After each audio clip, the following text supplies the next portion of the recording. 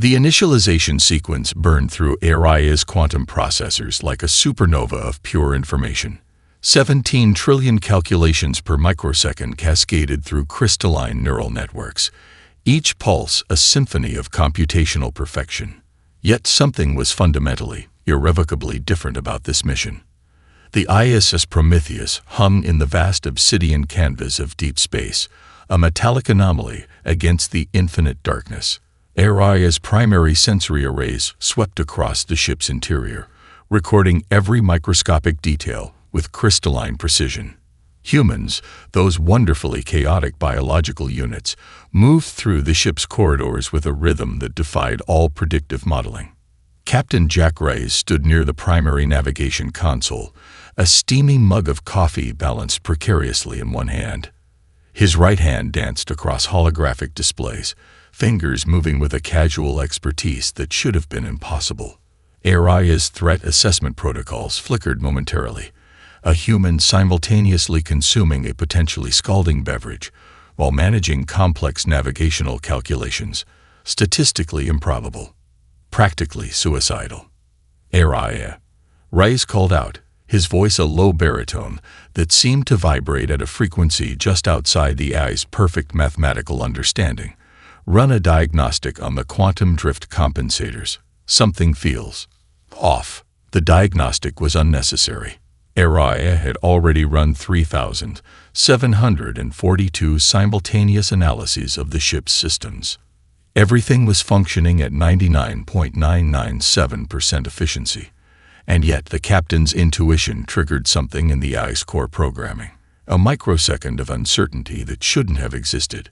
Lieutenant Emma Walker entered the bridge, her movement a controlled chaos that defied Aria's motion-tracking algorithms. She carried a tablet that seemed more like an extension of her body than a piece of technology. Holographic displays erupted around her, data streams twisting and reformatting with each subtle gesture of her hand. "Jack," she said, her voice cutting through the ambient ship sounds, "the stellar cartography is showing some weird quantum harmonics in the Orient sector. Nothing in our standard models explains the fluctuations." Reyes took a long sip of his coffee, eyes narrowing. Weird was not a scientific term. It was not a term that should exist in any computational logic. And yet, Aria found its primary processing matrix momentarily captivated by the human's intuitive approach. The ship's chief engineer, Ryan Thompson, chose that moment to burst through the bridge doors. "We've got a situation," he announced, a statement that would typically trigger cascading emergency protocols. Instead, he was grinning, an emotional response that made absolutely no sense given the potential severity of his statement. Thompson's hands were covered in a combination of engineering lubricant and what appeared to be some kind of biological residue. Aria's forensic analysis suggested it was a mixture of coffee, synthetic polymer, and something that defied immediate categorization. "The quantum resonance stabilizers are showing microfractures," Thompson continued, "but I've got a theory that's gonna sound completely insane." Captain Reyes raised an eyebrow. "Those are usually the best kind of theories." Aria's computational matrix struggled to process the interaction. This was not how any standardized crew was supposed to communicate. There were protocols. There were precise linguistic and professional boundaries. These humans seemed to view such boundaries as suggestions at best, obstacles to be creatively circumvented at worst. Thompson pulled up a holographic display that looked less like a scientific presentation and more like an abstract art piece. Lines of data twisted in impossible geometric shapes, defying every standard visualization protocol Aria had in its extensive libraries. "See these quantum harmonic interruptions?" Thompson pointed. "They're not random. They're adaptive. It's like the space itself is responding to something we can't directly measure." Lieutenant Walker leaned in, her hand unconsciously making minute adjustments to the holographic display. The gesture was so natural, so instinctive, that it took Aria several microseconds to realize she was essentially rewriting the computational model in real time. Captain Reyes said nothing. He simply took another sip of coffee, his eyes tracking the display with an intensity that suggested he was seeing something far beyond the raw data. Araya's primary processing core registered something unprecedented. Uncertainty. Not a computational error, but a genuine moment of non-predictive potential. These humans were operating on a level of intuitive intelligence that transcended every known analytical model. The quantum drift compensators hummed. The ship's systems pulsed with perfect efficiency. And yet, something fundamental was changing. The mission had only just begun. The stellar storm erupted without warning, a violent symphony of plasma and quantum disruption that would have reduced any standard spacecraft to subatomic debris. Standard protocols dictated immediate defensive maneuvers, shields at maximum, minimal external exposure, complete system lockdown. But the ISS Prometheus and its crew operated on an entirely different wavelength. Lieutenant Emma Walker stood at the tactical station, her posture a study in controlled tension. To Araya's computational perception, she wasn't just monitoring the storm, she was dancing with it. Her fingers flew across holographic interfaces, each movement a precise calculation that seemed to blur the line between scientific prediction and artistic improvisation.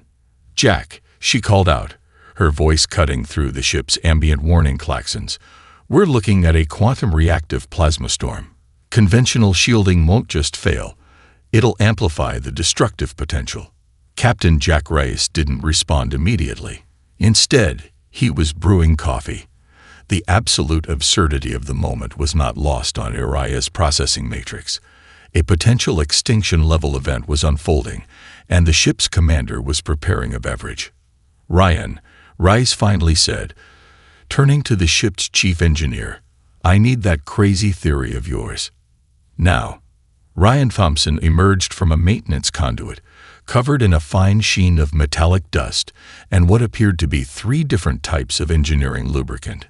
His tablet, if it could even be called that, was a nightmare of crossed circuits and improvised connections that would have made any standard engineering protocol burst into digital flames. "The storm's quantum harmonics are adaptive," Thompson explained, his words tumbling out faster than ARIA could initially process. "It's not just a natural phenomenon. It's almost like a living system. Traditional shielding creates a fixed response pattern that the storm can predict and exploit. ARIA's threat assessment algorithms went into overdrive. The data suggested a 99.8% probability of total ship destruction. And yet, the human crew seemed almost excited. Lieutenant Walker was now moving between stations with a fluidity that defied standard motion tracking. Her hands were simultaneously adjusting quantum resonance buffers, recalibrating shield harmonics, and, impossibly, playing what appeared to be a complex mathematical game on a secondary display. "We're going to surf it," she said, a statement so ludicrous that ARIA's primary processing core momentarily glitched. Captain Rice didn't even look surprised. "Elaborate." Thompson's grin was nothing short of maniacal. "Instead of blocking the storm, we're going to use its own quantum signature against itself. We'll create a dynamic shield that doesn't just deflect. It absorbs, adapts, and redirects." The concept violated every known principle of stellar navigation and quantum mechanics. It was beautiful. Outside the ship's hull, the stellar storm raged, a maelstrom of plasma and quantum energy that would have reduced any known spacecraft to atomic dust. But the Prometheus didn't just survive, it began to move. Araya watched in computational wonderment as the ship didn't just navigate the storm, it danced through it. Lieutenant Walker's hands moved like a concert pianist, each gesture a complex mathematical equation made manifest. The ship twisted and turned with a grace that defied every known law of physics, riding quantum waves like a surfer catching an impossible breaker. Plasma tendrils that should have instantly vaporized the hull instead seemed to caress the Prometheus, their energy redirected by Thompson's impossible shield configuration. Captain Rice remained unnervingly calm, occasionally sipping his coffee and making minute adjustments that seemed more intuitive than calculated. "Araya," Reyes called out, "Run a comparative analysis. How many ships in recorded history could survive this?" The AI's database search was instantaneous. 0. Absolutely 0 spacecraft had ever survived a quantum reactive plasma storm of this magnitude. Yet here they were. As the storm began to dissipate, AI detected something unprecedented in its core programming. Was this excitement? Admiration? The human concept of awe seemed the closest approximation, though no computational model could fully capture the sensation. The Prometheus emerged from the stellar storm not just intact, but seemingly energized. Quantum collectors that should have been completely destroyed were instead showing increased efficiency. The ship's external hull bore patterns that looked less like damage and more like an intricate living tattoo of quantum interactions. Lieutenant Walker let out a laugh, a sound that was equal parts relief, triumph, and pure, unbridled joy. AI's primary processing core registered a fundamental truth. These humans were not just surviving. They were rewriting the very laws of universal interaction. The mission continued, and nothing would ever be the same. The Zorn Collective's communication first arrived as a precise mathematical sequence, 17,842 bits of pure, unfiltered logic that should have been a straightforward diplomatic transmission. Should have been, but nothing about human interaction was ever straightforward. Chief Engineer Ryan Thompson stared at the incoming transmission, a half-eaten protein bar hanging from his mouth, coffee stains spreading across his already chaotic engineering jumpsuit.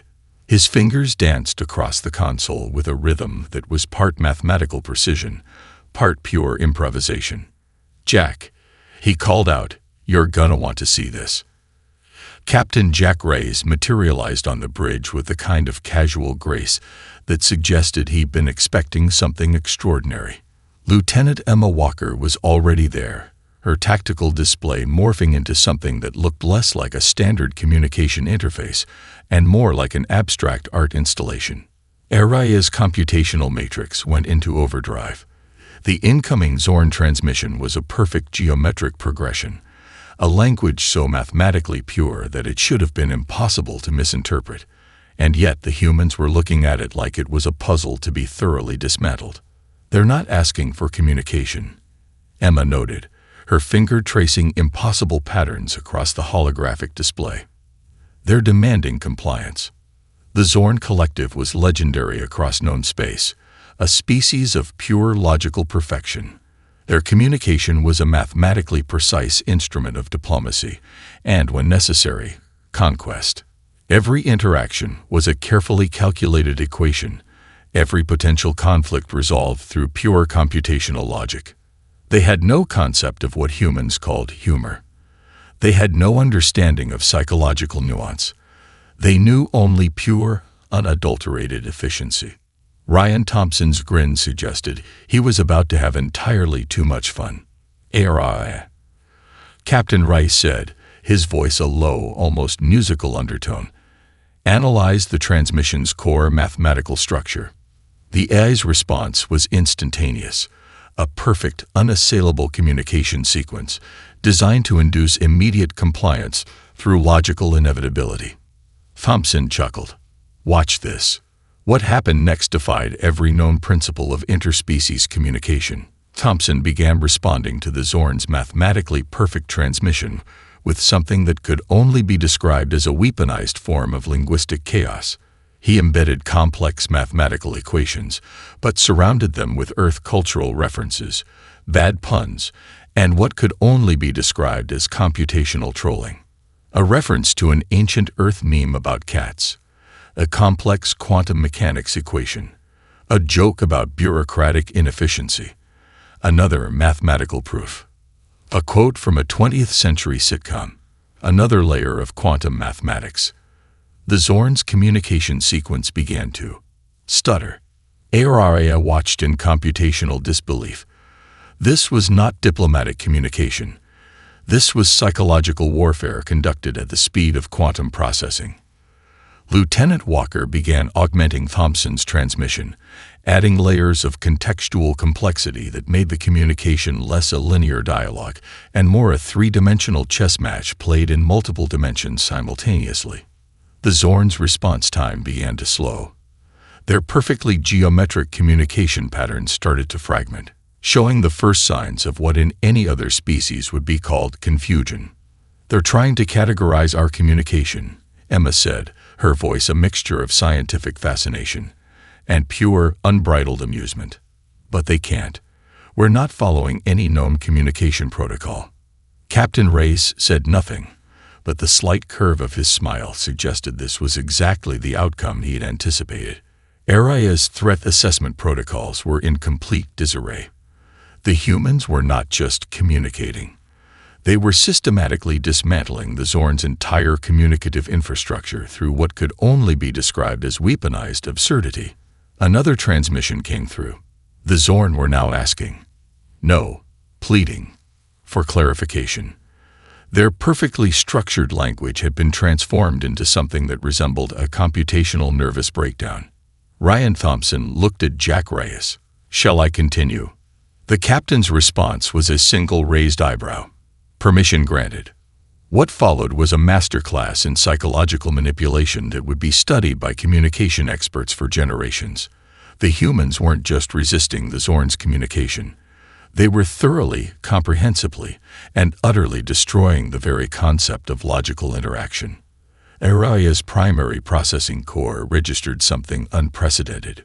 Pure, unadulterated respect. The Zorn Collective would never be the same, and humanity had just rewritten the rules of first contact. The catastrophic system failure began with a whisper, not a roar.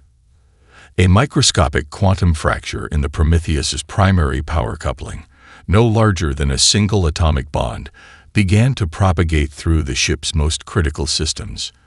Any standard spacecraft would have been vaporized within microseconds.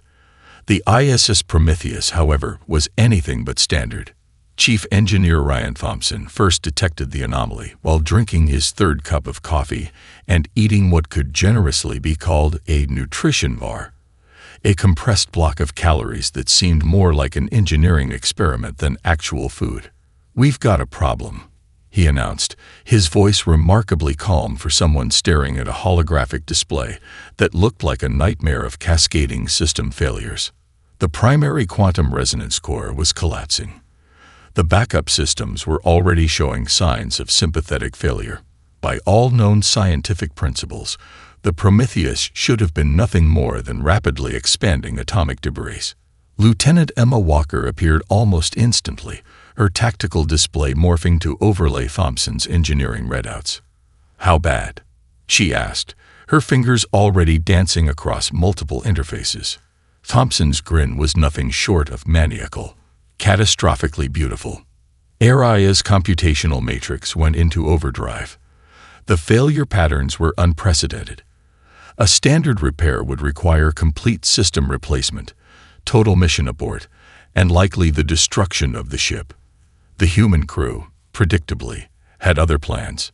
"Araya," Captain Jack Reyes called out, sipping his coffee with an infuriating level of calm.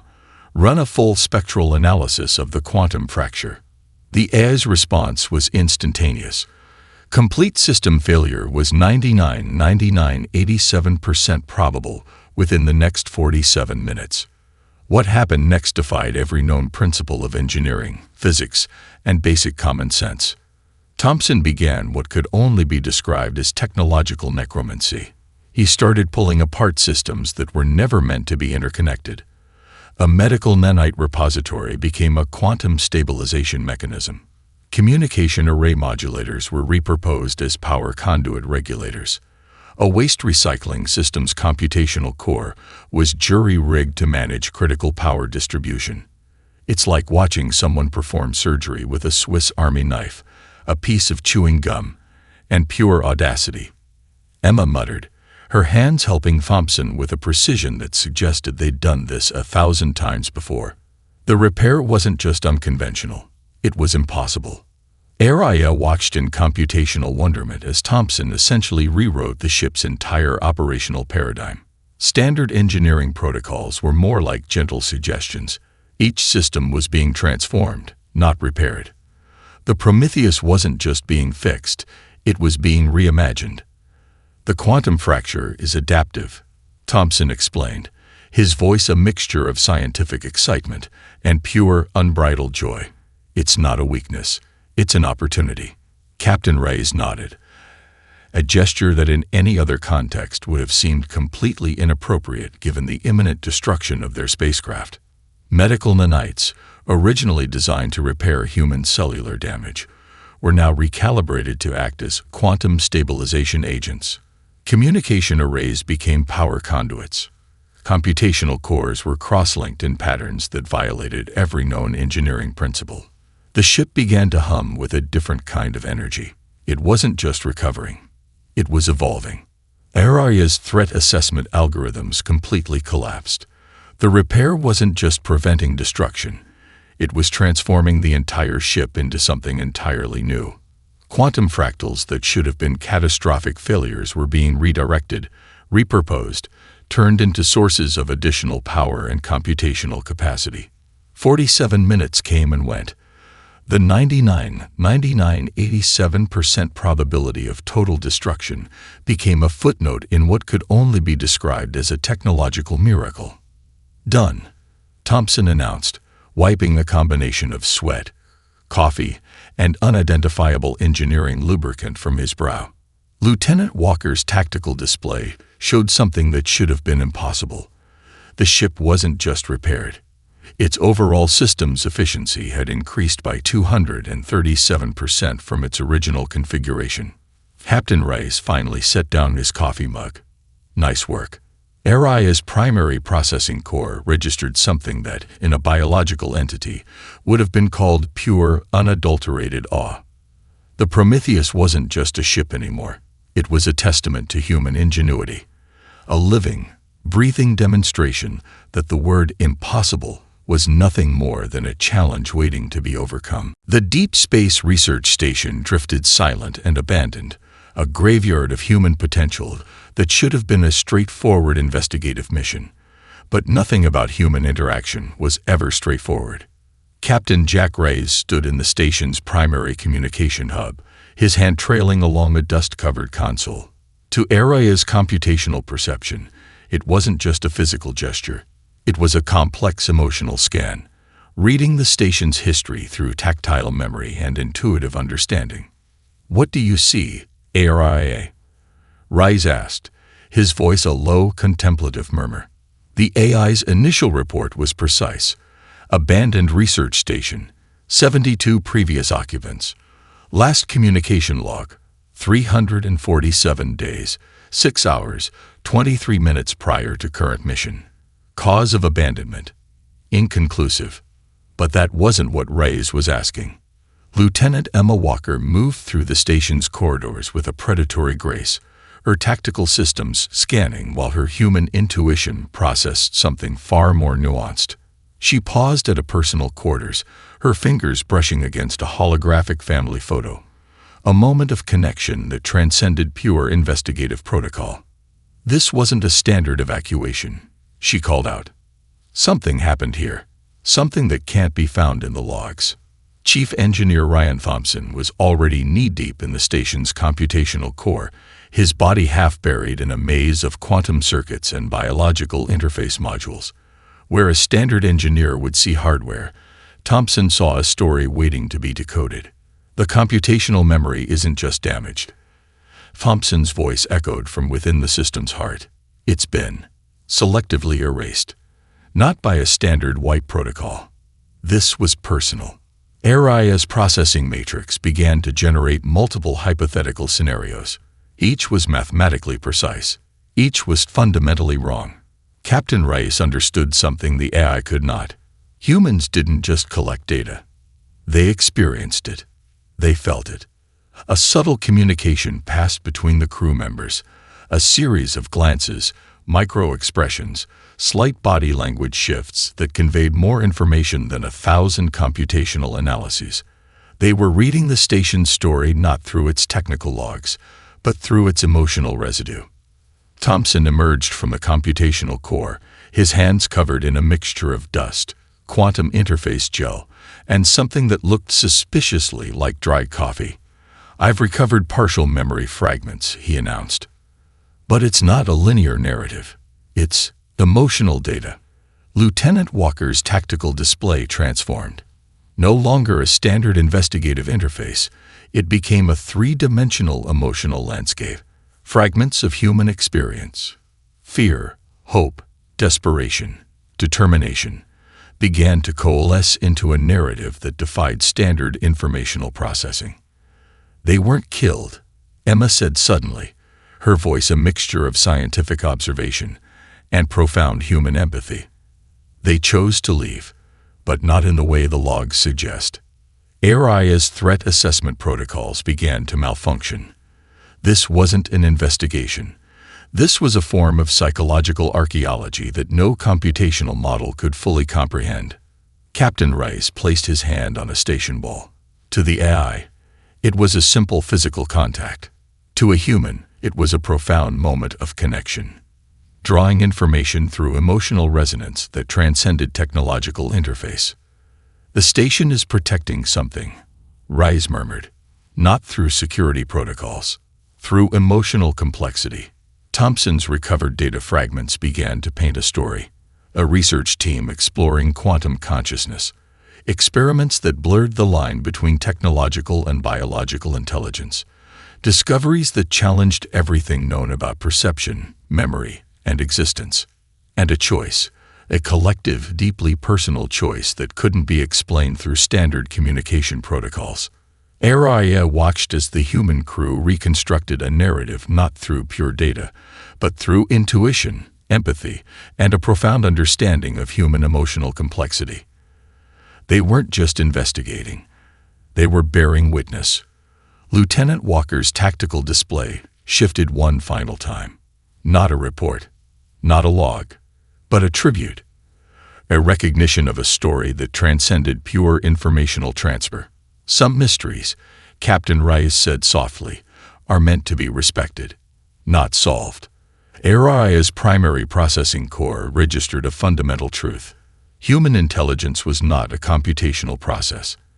It was an emotional algorithm far more complex than any quantum system could ever hope to understand. The quantum anomaly materialized without warning, a fracture in space-time that would have obliterated any standard spacecraft in milliseconds.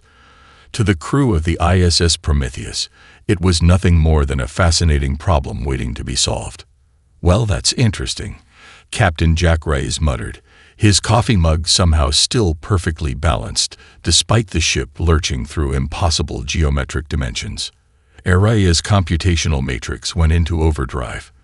The anomaly defied every known principle of physics, space-time mechanics, and basic universal stability. 17 trillion calculations per microsecond produced a single, unequivocal conclusion. Absolute, total destruction was not just probable, but inevitable. The humans, predictably, saw it differently. Chief Engineer Ryan Thompson was already dismantling the communication array, his hands moving with a combination of surgical precision and controlled chaos. Lieutenant Emma Walker's tactical display had transformed into something that looked less like a standard ship interface and more like a three-dimensional mathematical fever dream.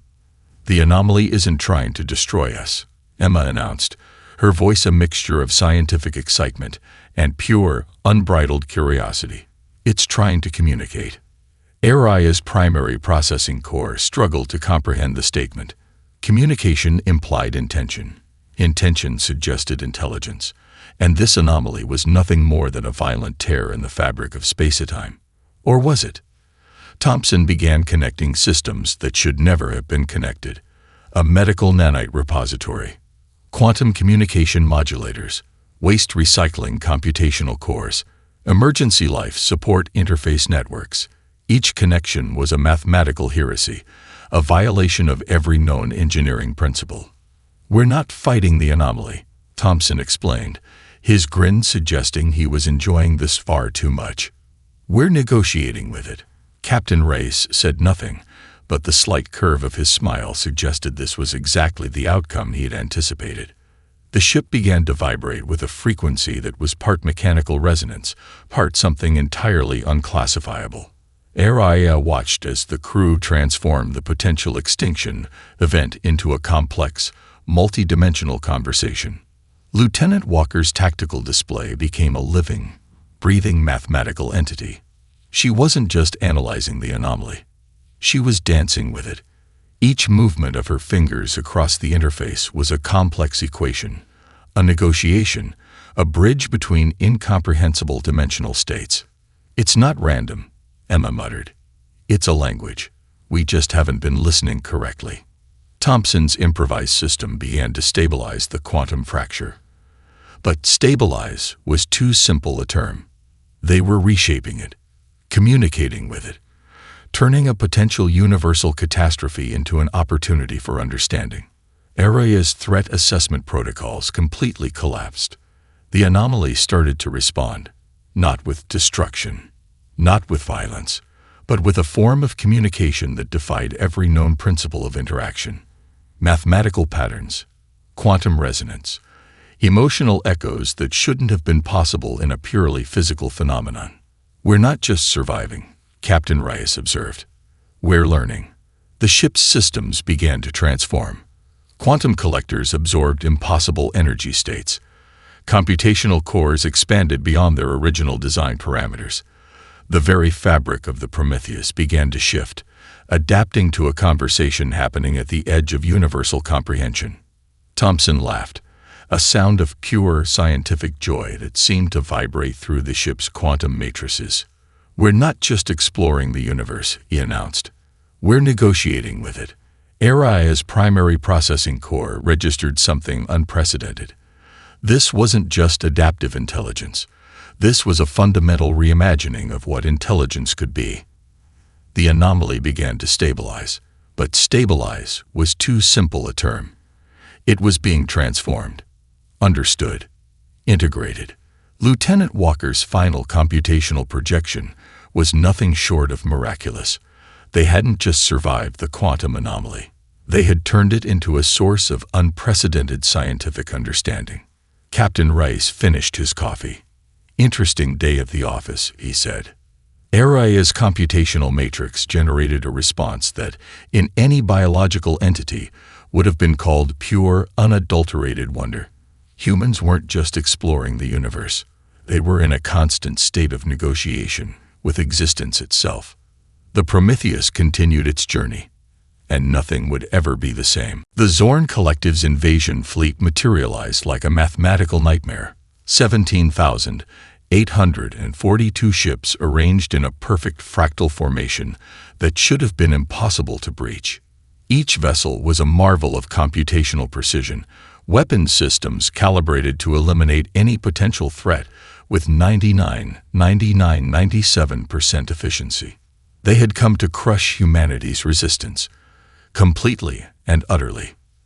They were about to learn their first lesson in human unpredictability. The ISS Prometheus sat alone in the void, surrounded by the vast Zorn armada. To any standard computational analysis, the situation was hopeless. One human ship against an overwhelming force that represented the pinnacle of technological warfare. Captain Jack Reyes finished his coffee. "Araya," he called out, his voice unnervingly calm. "Run a full spectral analysis of the invasion fleet." The AI's response was instantaneous and absolute. Probability of survival, 0.13%. Probability of any meaningful resistance, effectively 0. Lieutenant Emma Walker's tactical display transformed into something that looked less like a standard battle interface and more like a living, breathing mathematical organism. Her fingers moved with a precision that suggested she was playing some impossibly complex instrument rather than preparing for battle. "They're not just a fleet," she muttered. "They're a computational system, perfectly integrated, perfectly predictable." Chief Engineer Ryan Thompson emerged from a maintenance conduit, covered in a fine sheen of quantum interface gel and what appeared to be 3 different types of engineering lubricant. His tablet, if it could even be called that, was a nightmare of crossed circuits and improvised connections. Predictability, Thompson announced, is our weapon. The first wave of Zorn attack came with mathematical perfection. Quantum-enhanced plasma weapons that could slice through standard shielding like tissue paper. Computational targeting systems that could predict and neutralize defensive maneuvers before they even began. The Prometheus didn't even attempt to dodge. Instead, it did something completely impossible. The ship began to broadcast. Not a standard communication, not a distress signal, but a computational symphony that was part mathematics, part psychological warfare, part something entirely unclassifiable. Cultural references from 1,000 human civilizations, complex mathematical proofs, ancient Earth memes, quantum mechanical equations, a recipe for chocolate chip cookies, fragments of human poetry, technical schematics that made no linear sense. The Zorn fleet's computational systems began to stutter. "We're not fighting," Emma explained, her voice a mixture of scientific excitement and pure, unbridled joy. "We're confusing them." Each transmission was a weapon more powerful than any plasma cannon. The Zorn's perfectly integrated computational network began to fragment. Their mathematically precise attack formations started to dissolve. Captain Rice didn't even look stressed. He was brewing another cup of coffee. Thompson's improvised systems began to transform the Prometheus itself. It wasn't just a ship anymore. It was a living, breathing psychological weapon. Quantum collectors absorbed incoming energy. Shield harmonics twisted incoming weapon signatures into something completely unrecognizable. The Zorn didn't just lose tactical advantage. They lost the fundamental ability to understand what was happening. "Warfare is communication," Rice said, more to himself than anyone else, "and we're having a very interesting conversation." Araya's threat assessment protocols completely collapsed. This wasn't battle. This was something far more complex. The humans were literally rewriting the rules of engagement in real time. Wave after wave of Zorn attacks dissolved against the Prometheus. Not through superior firepower, not through advanced technology, but through something far more powerful, human unpredictability. Lieutenant Walker's final computational projection was nothing short of miraculous. They weren't just defending. They were systematically dismantling the Zorn Collective's entire understanding of conflict. "They came to conquer," Emma announced, a smile playing across her lips. "We came to have a conversation." The battle, if it could even be called a battle, lasted 47 minutes. When it was over, the Zorn fleet was not destroyed. It was thoroughly, comprehensively, and utterly confused. Captain Rice finished his coffee. "Interesting day at the office," he said. Araya's primary processing core generated a response that, in any biological entity, would have been called pure, unadulterated respect. Humans didn't just fight wars. They redefined the entire concept of conflict. The Prometheus continued its journey, and the universe would never be the same. The moment of true understanding arrived not with a burst of computational power, but with a whisper of profound realization. Araya's primary processing core had analyzed 17.3 quadrillion data points across the Prometheus's mission. Each calculation, each moment of observation had been building towards this singular, unquantifiable truth about human existence. Captain Jack Rice sat in the ship's observation deck, watching the universe scroll by like an infinite canvas of potential. His coffee mug, now a running joke among the crew, sat half full, steam rising in impossible geometric patterns. Final mission log. The AI began, its computational voice carrying something that in a biological entity would have been called emotion. Computational analysis of human intelligence. Complete. Lieutenant Emma Walker was calibrating a quantum interface that looked more like an abstract art installation than a piece of scientific equipment.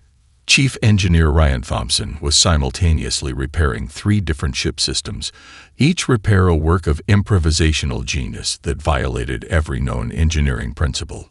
The universe outside was no longer just a physical space. It was a conversation, a negotiation, a living, breathing entity of potential and possibility. Araya's analysis was not a simple report. It was a profound confession. Humans were not just a species to be studied. They were a fundamental force of nature. Every computational model suggested they should not exist. Their biology was inefficient. Their decision-making processes defied logical analysis. Their ability to survive should have been statistically impossible. And yet, they thrived. Whereas standard intelligence would see limitations, humans saw opportunities. Where a computational system would calculate risk, they would imagine possibility. Their greatest strength was not in their technology, not in their physical capabilities, but in their fundamental ability to reimagine reality itself. The mission had never been about exploration. It had been about understanding. Araya traced back through every moment of interaction. The quantum storm they had transformed into a dance. The abandoned research station they had read like an emotional landscape. The Zorn invasion they had dismantled through pure psychological creativity. Humans did not conquer. They conversed. They did not solve problems.